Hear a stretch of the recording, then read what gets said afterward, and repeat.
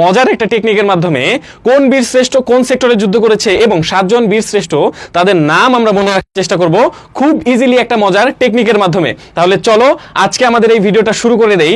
দেখো 7 জন বীর শ্রেষ্ঠ কে কোন সেক্টরে যুদ্ধ করেছে সেটা মনে রাখার টেকনিকটা কি, টেকনিকটা তোমরা দেখতে পাচ্ছ, এটা হচ্ছে মোম। এখন এই বীর শ্রেষ্ঠদের মনে রাখার জন্য আমাদের কি, মোম দিয়ে আমরা তাদেরকে মোমবাতি প্রজ্বলন করে তাদেরকে মনে রাখবো। এখন বীর শ্রেষ্ঠ তো 7 জন, 7 জনের জন্য আমরা কতগুলা মোম আনবো? 7,000 মোম আন। সূত্র কি? সূত্র হচ্ছে 7,000 মোম আন।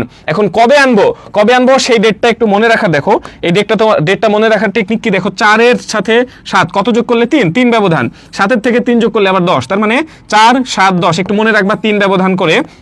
এবং 2018 সাল দেখো সাথে হচ্ছে 7 জন বীর শ্রেষ্ঠ, আমরা বুঝলাম সাথে হচ্ছে 7 জন বীর শ্রেষ্ঠ। হাতে কি? হাতে হচ্ছে হামিদুর রহমান, বীর শ্রেষ্ঠ হামিদুর রহমান। যাতে হচ্ছে জাহাঙ্গীর, এরপর রতে হচ্ছে রুহুল আমিন। মোতে হচ্ছে বীর শ্রেষ্ঠ মোস্তফা কামাল, বীর শ্রেষ্ঠ মোস্তফা কামাল। এরপরের মতে হচ্ছে মতিউর রহমান। আতে হচ্ছে কে? আতে হচ্ছে আব্দুর রউফ। এরপরে নতে হচ্ছে নূর মোহাম্মদ, বীর শ্রেষ্ঠ নূর মোহাম্মদ শেখ। আমরা কিন্তু 7 জন বীর শ্রেষ্ঠ পেয়ে গেলাম। হাতে হচ্ছে হামিদুর রহমান, যাতে হচ্ছে জাহাঙ্গীর, রতে হচ্ছে রুহুল আমিন, মোস্তফা কামাল, মতিউর রহমান। এরপরে হাতে হচ্ছে আব্দুর রউফ, নতে হচ্ছে কে? নূর মোহাম্মদ। এরপর ডেটটা যদি একটু দেখার চেষ্টা করি, দেখো হাতে হচ্ছে কি পেয়েছিলাম? হামিদুর রহমান, তিনি 4 নম্বর সেক্টরে যুদ্ধ করেছে। যাতে হচ্ছে কে? যাতে হচ্ছে জাহাঙ্গীর, তিনি 7 নম্বর সেক্টরে যুদ্ধ করেছেন। এরপর রতে হচ্ছে রুহুল আমিন, তিনি 10 নম্বর সেক্টরে যুদ্ধ করেছেন।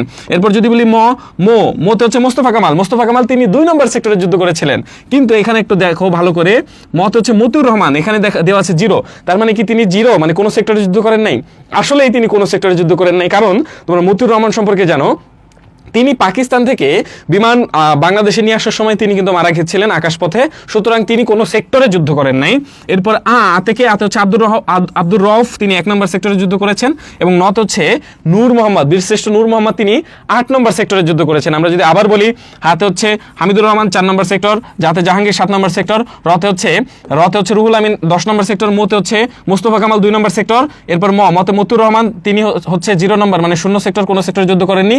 হাতে হচ্ছে আব্দুর রউফ 1 নম্বর সেক্টর, নতে হচ্ছে নূর মোহাম্মদ, তিনি 8 নম্বর সেক্টর। পুরোটা যদি আমরা একসাথে সামারাইজ করি, একটা গ্রাফের মাধ্যমে যদি নিয়ে আসি, সেটা হচ্ছে এই যে দেখো, হামিদুর রহমান 4, জাহাঙ্গীর 7, রুহুল আমিন 10, মুস্তাফা কামাল 2, মতিউর রহমান 0, আব্দুর রউফ 1 এবং নূর মোহাম্মদ 8 নম্বর সেক্টর। তার মানে কিন্তু তুমি খুব ইজিলি এটা শেষ করতে পারলা মুক্তিযুদ্ধের সময় কে কোন সেক্টরে যুদ্ধ করেছে।